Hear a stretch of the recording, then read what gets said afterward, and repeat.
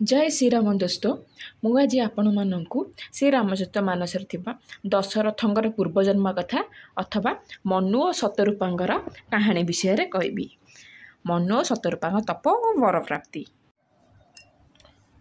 स्वयं मनु एवं तांका पत्नी शतरूपांग ठारू मनुष्य मानकर यह अनुपम सृष्टि आरंभ होइतिला। से दंपति उत्तम आचरण संपन्न और धर्मपरायण थिले। आज मध्य वेद माने सेमानंकर महिमा गान करुछंती। राजांकर घरे रही रही बार्धक्य आसीगला तथापि विषयपति वैराग्य आसिला नहीं। यह देखि तांको मनरे बड़ दुख हैला जे श्रीहरिक भक्ति बिना जन्मटा एपरी वृथारे चलीगला। एपरी विचार करी पुत्र को बाध्यता सहकारे माने इच्छा नथाय कि भी राज्य देई मनु सस्त्रीक वन को चलीगले माने स्त्री को नहीं कि वन को चलीगले। नैमिषारण्य होउछि अत्यंत पवित्र तीर्थ एवं साधक मानू सिद्धि देउथिबा तीर्थ मानक मध्य प्रसिद्ध। सेठारे मुनि और सिद्ध माने वास करती। राजा मनु बड़ आनंद सेठाकू गले। से धीरचित राजा और राणी मार्गरे जाउथिबा बेले साक्षात ज्ञान और भक्ति मूर्तिमान होई चालुथिबा परी शोभा पाउथिले।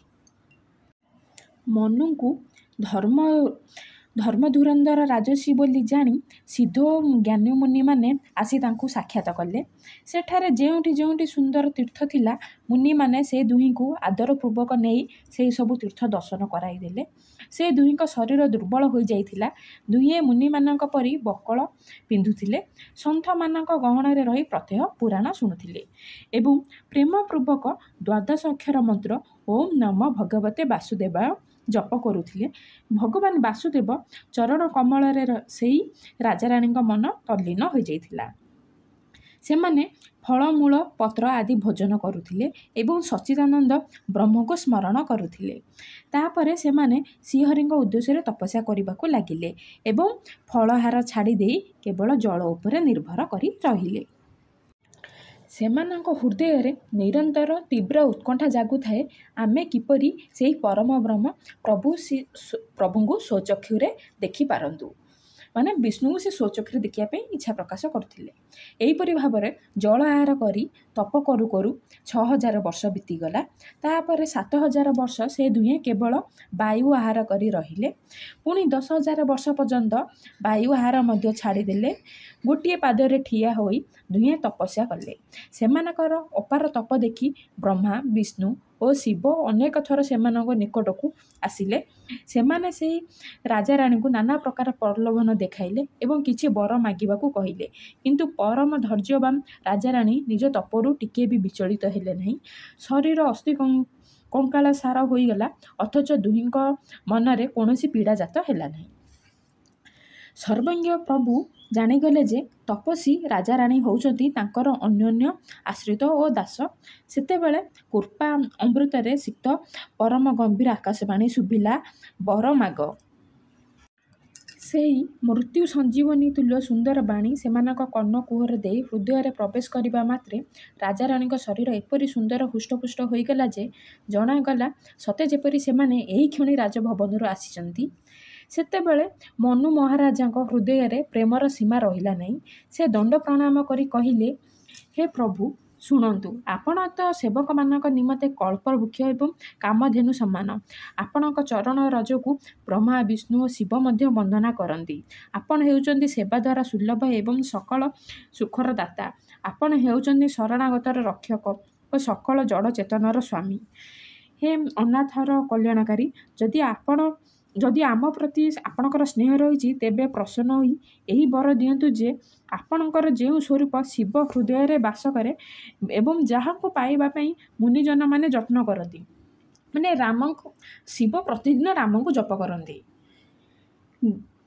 जेउ स्वरूपटी होउची काकभूषुंडी मनरूपी मान सरोवर रे विहार करुथिबा हंस स्वरूप वेद जहाको सगुण और निर्गुण कही प्रशंसा करती। हे शरणागतर दुख निवारक प्रभु आमे जेपरी सही रूप को नयन भरी दर्शन करिबु सेपरी कृपा करंतु। राजा रानी कोमल विनय और प्रेम रसाप्लुत वचन भगवान को बहुत भल लगिला। भक्तवत्सल कृपा निधान विषमय सर्वसम्मत भगवान प्रकट होइगले। भगवानंकर ନିରୋତ୍ପଳ ନୀଳମଣି ଓ ନୀଳମେଘ ସମାନ ଶ୍ୟାମଳ ଶରୀର ଶୋଭା ଦେଖି କୋଟି କୋଟି କାମଦେବ ମଧ୍ୟ ଲଜ୍ଜିତ ହୋଇଥାନ୍ତି। ମାନେ ଭଗବାନ ରାମଙ୍କର ଶରୀର ଏତେ ସୁନ୍ଦର ଥିଲା ଯେ କାମଦେବ ବି ସେଥିରେ ଲଜ୍ଜିତ ହୋଇଥିଲେ। ଯାହାଙ୍କ ଅଂଶରୁ ଗୁଣର ନିଧାନ ଅଗଣିତ ଲକ୍ଷ୍ମୀ ପାର୍ବତୀ ଓ ବ୍ରାହ୍ମଣୀ ଜାତ ହୁଅନ୍ତି ଏବଂ ଯାହାଙ୍କ ଭ୍ରୁଭଙ୍ଗୀ ମାତ୍ରେ ହିଁ ଜଗତର ସର୍ଜନ ହୁଏ, ଭଗବାନଙ୍କର ସେହି ସ୍ୱରୂପା ଶକ୍ତି ଶ୍ରୀ ସୀତା ଶ୍ରୀରାମଙ୍କ ବାମ ଭାଗରେ ବିରାଜିତ ହୋଇଥାନ୍ତି। ଶୋଭାର ସାଗର ଶ୍ରୀ ହରିଙ୍କ ରୂପ ଦେଖି ମନୁ ଓ ଶତରୂପା ସ୍ତବ୍ଧ ହୋଇ ନିର୍ମିମେଷ ନୟନରେ ଚାହିଁ ରହିଲେ।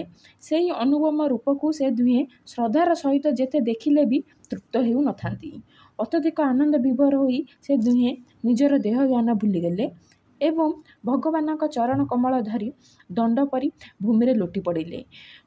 କରୁଣାପୁଞ୍ଜ ପ୍ରଭୁ ନିଜ କର କମଳରେ ଦୁହିଁଙ୍କ ମସ୍ତକ ସ୍ପର୍ଶ କଲେ ଏବଂ ସେମାନଙ୍କୁ ତୁରନ୍ତ ତଳୁ ଉଠାଇଦେଲେ।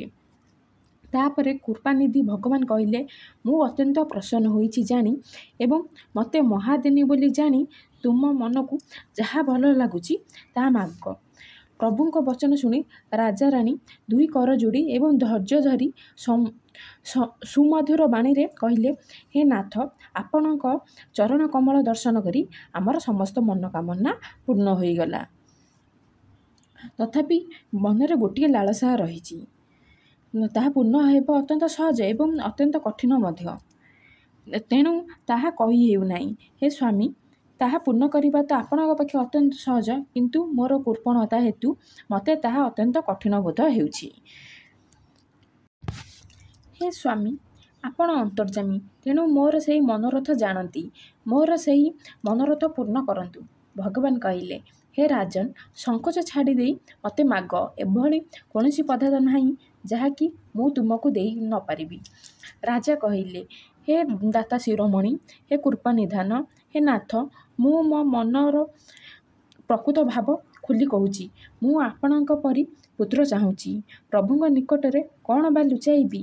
ରାଜାଙ୍କ ପ୍ରୀତି ଦେଖି ଏବଂ ତାଙ୍କର ଅମୂଲ୍ୟ ବଚନ ଶୁଣି କରୁଣାନିଧାନ ଭଗବାନ କହିଲେ, ଏବଂ ଅସ୍ତୁ, ତାହା ହିଁ ହେଉ। ହେ ରାଜନ, ମୁଁ ମୋ ସମାନ ଆଉ ଜଣେ କେଉଁଠୁ ବା ଖୋଜିବି? ମୁଁ ସ୍ୱୟଂ ଆସି ତୁମର ପୁତ୍ର ହୋଇଯିବି। ଶତରୂପା ମଧ୍ୟ କରଯୋଡ଼ି ରହିଥିବା ଦେଖି ଭଗବାନ କହିଲେ, ହେ ଦେବୀ, ତୁମର ଯାହା ଇଚ୍ଛା ସେହି ବର ମାଗିନିଅ। ଶତରୂପା କହିଲେ, ହେ ନାଥ, ପରମ ବୁଦ୍ଧିମାନ ରାଜା ଯେଉଁ ବର ମାଗିଲେ, ହେ କୃପାଳୁ, ତାହା ମୋତେ ବହୁତ ଭଲ ଲାଗିଲା।